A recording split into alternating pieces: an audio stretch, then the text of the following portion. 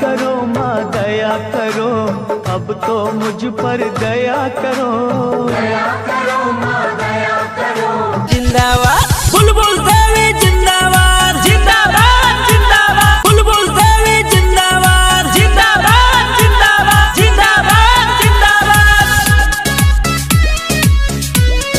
किसी के बहकावे में नहीं आना है, बस एक ही उम्मीदवार, एक ही प्रत्याशी, बुलबुल देवी, पति कंचन मंडल, जो इस बार आपके ही ग्राम पंचायत राज हांसा से क्षेत्र संख्या 24 से समिति सदस्य पद की उम्मीदवार के रूप में आप तमाम जनताओं के बीच आई हैं, तो इनके ही चुनाव निशान यानी कि कप प्लेट छाप पर ही इस बार जमकर बटन दबाना है और बुलबुल देवी को ही ग्राम पंचायत राज हांसा का पंचायत समिति सदस्य बनाना है।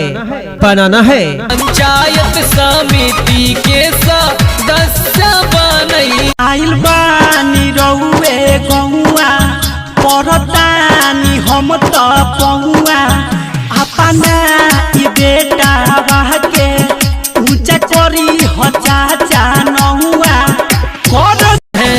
क्योंकि हमें चाहिए अपने ग्राम पंचायत में विकास, हमें चाहिए उन्नति, हमें चाहिए प्रगति। उसे उन्नति के लिए, विकास के लिए एकजुट होकर चुनिए पंचायत समिति सदस्य के रूप में। जो पंचायत समिति सदस्य के उम्मीदवार बुलबुल देवी, पति कंचन मंडल। सुनो सबकी, जानो सबकी, लेकिन फैसला करो अपने मन की।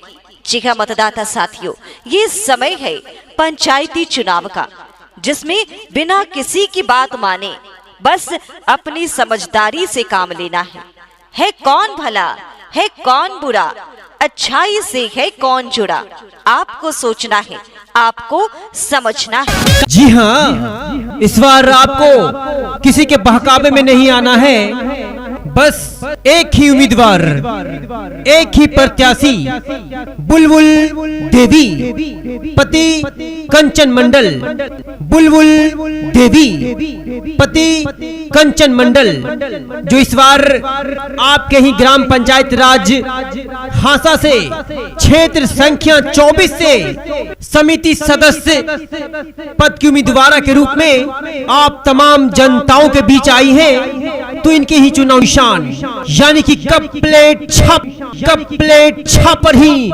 इस बार जमकर बटन दबाना है और बुलबुल देवी को ही ग्राम पंचायत राज हांसा का पंचायत समिति सदस्य बनाना है। तो याद रखें, ईवीएम मशीन में छपे क्रमांक 3 में कप प्लेट छाप पर ही जमकर बटन दबाना है और बुलबुल देवी, पति कंचन मंडल को ही भारी बहुमत से, भारी मतों से कामयाब बनाना है, विजयी बनाना है। क्या कीमत लगाएंगे आप अपने बच्चों के भविष्य की? एक बोतल शराब, 2-4 हजार रुपए, कुछ अनाज, 1-2 साड़ियाँ या फिर कुछ और? याद रखिए, आज जो आपका वोट खरीदेगा आपको कल बेचेगा, तो अपने बच्चों के भविष्य से खिलवाड़ मत कीजिए। शिक्षित, समाज सेवी, कर्मठ, संघर्षशील उम्मीदवार, एक ही उम्मीदवार, एक ही प्रत्याशी, बुलबुल देवी, पति कंचन मंडल। इस बार आपको किसी के बहकावे में नहीं आना है। एगो ओट मांगो तानी रउआ से सिरनेवा के,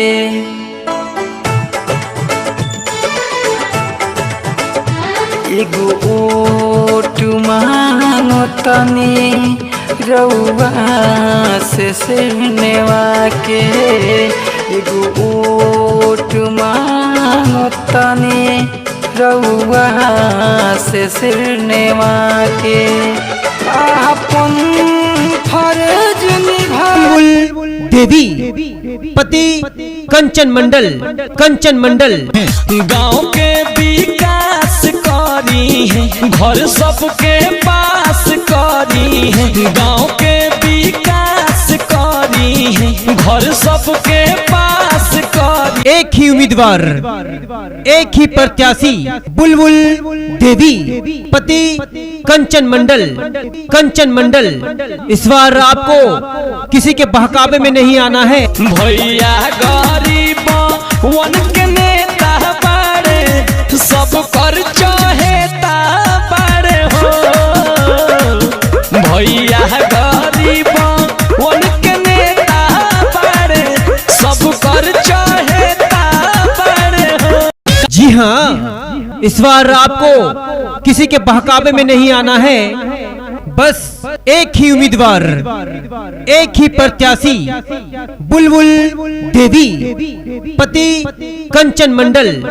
बुलबुल देवी, पति कंचन मंडल, जो इस बार आपके ही ग्राम पंचायत राज हांसा से क्षेत्र संख्या 24 से समिति सदस्य पद की उम्मीदवार के रूप में आप तमाम जनताओं के बीच आई हैं, तो इनके ही चुनाव निशान यानी कि कप प्लेट छाप पर ही इस बार जमकर बटन दबाना है और बुलबुल देवी को ही ग्राम पंचायत राज हांसा का पंचायत समिति सदस्य बनाना है। तो याद रखें, ईवीएम मशीन में छपे क्रमांक 3 में कप प्लेट छाप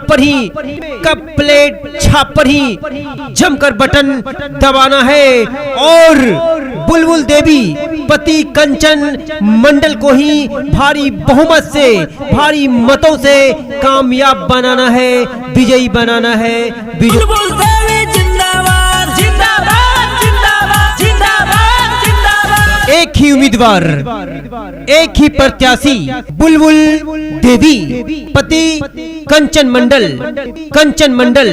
इस बार आपको किसी के बहकावे में नहीं आना है।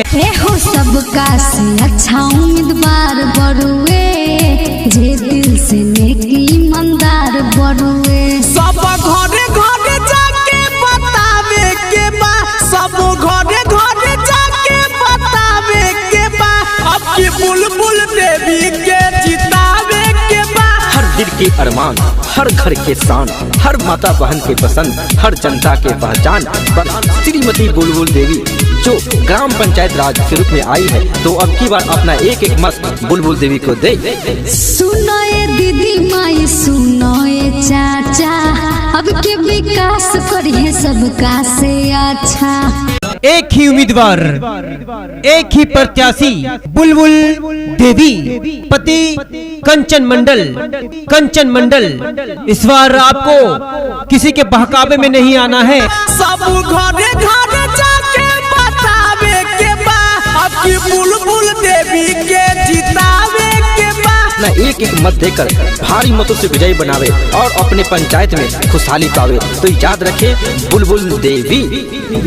सुनो ये दीदी माई, सुनो ये चाचा, अब के विकास करिए सबका से अच्छा। जी हाँ, इस बार आपको किसी के बहकावे में नहीं आना है। बस एक ही उम्मीदवार, एक ही प्रत्याशी, बुलबुल देवी, पति कंचन मंडल। बुलबुल देवी, पति कंचन मंडल, जो इस बार आपके ही ग्राम पंचायत राज हांसा से क्षेत्र संख्या 24 से समिति सदस्य पद की उम्मीदवार के रूप में आप तमाम जनताओं के बीच आई हैं, तो इनके ही चुनाव निशान यानी कि कप प्लेट छाप पर ही इस बार जमकर बटन दबाना है और बुलबुल देवी को ही ग्राम पंचायत राज हांसा का पंचायत समिति सदस्य बनाना है। तो याद रखें, ईवीएम मशीन में छपे क्रमांक 3 में कप प्लेट छाप पर ही जमकर बटन दबाना है और बुलबुल देवी पति कंचन मंडल को ही भारी बहुमत से, भारी मतों से कामयाब बनाना है, विजयी बनाना है। इसको भी अपनाता चल, उसको भी अपनाता चल, इसको भी अपनाता चल, उसको भी अपनाता चल। राह में मिले दोस्त या दुश्मन सबको गले लगाता चल। उठाएंगे आवाज गांव के विकास की, हर गरीब के लिए आवास की। करते हैं आप सबसे वादा, करते हैं आप सबसे वादा, टूटने नहीं देंगे डोर आप सबके विश्वास की। जी हाँ मतदाता भाइयों एवं बहनों, आ रहे हैं आपके अपने ग्राम पंचायत राज।